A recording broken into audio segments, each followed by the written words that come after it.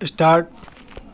भारत चीन सीमा पर सैनिकों का शहीद होना जितना दुखद है उतना ही चिंताजनक है, जिसकी आशंका पिछले दिनों से लगातार बन रही थी वही हुआ। अब दोनों ही देशों को ऐसे विवाद से बचने और तनाव को आगे बढ़ने से रोकने के हर संभव प्रयास करने चाहिए। जो भी सैनिक इस टकराव में मारे गए हैं उनके 100 गिनने की बजाय दोनों ही देशों को अपनी उन विफलताओं को गिनना चाहिए जिनकी वजह से सीमा पर तनाव बढ़ता जा रहा है। सन 1975 के बाद पहली बार भारत चीन सीमा पर झड़प की वजह से सैनिक शहीद हुए हैं।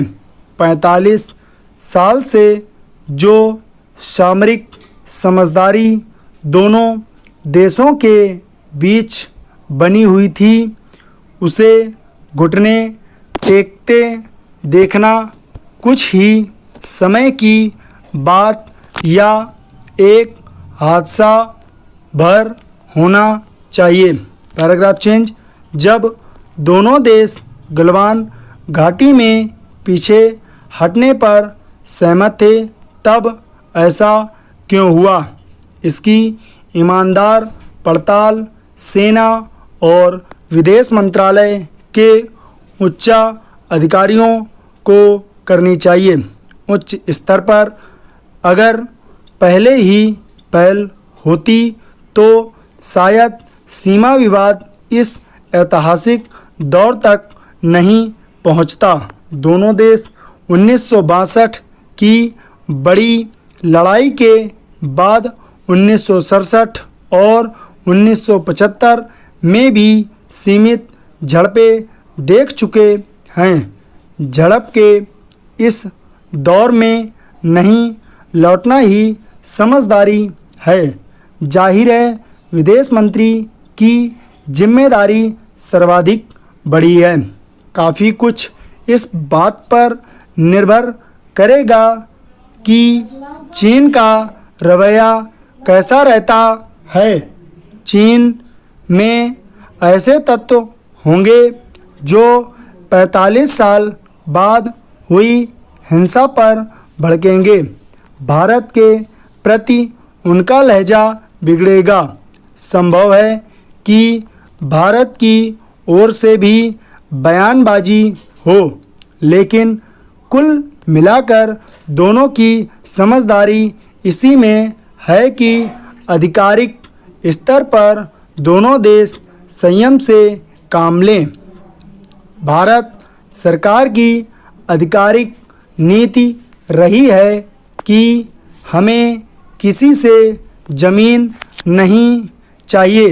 हम भलमन साहत में ज़मीन छोड़ने के लिए जाने जाते हैं, ज़मीन हड़पने के लिए नहीं। जबकि हमारे कुछ पड़ोसियों की नीति हमसे उलट है। उनकी रणनीति भी रहती है कि भारत को उलझाए रखा जाए, निश्चित ना होने दिया जाए। भारत में अगर पूरी शांति हो जाएगी तो यहाँ प्रसन्नता बिखर उठेगी। कभी चीन पर भारत ने दावा नहीं किया और न चीन के मामलों में कभी पड़ा है। यह बात बेशक चुभती है कि चीन के विकास में भारत की जो परोक्ष भूमिका है उसे चीन ने कभी नहीं माना है। अब समय आ गया है कि भारत बार बार अपनी भूमिका का एहसास कराए। Paragraph change. हमें सीमा पर तनाव की जड़ों को उखाड़ फेंकने की ओर बढ़ना होगा। चीन ने लगभग हरेक पड़ोसी के साथ अपने सीमा विवाद सुलझा लिए हैं, जबकि भारत के साथ लगती विशाल सीमा को वह बिजली के तार की तरह खुली रखना चाहता है। सीमाओं को सुलझा लेने में उसे अपना हित नहीं दिखता है। यह भारत की जिम्मेदारी है कि वह चीन को बार बार एहसास कराए। भारत एक उदार देश है।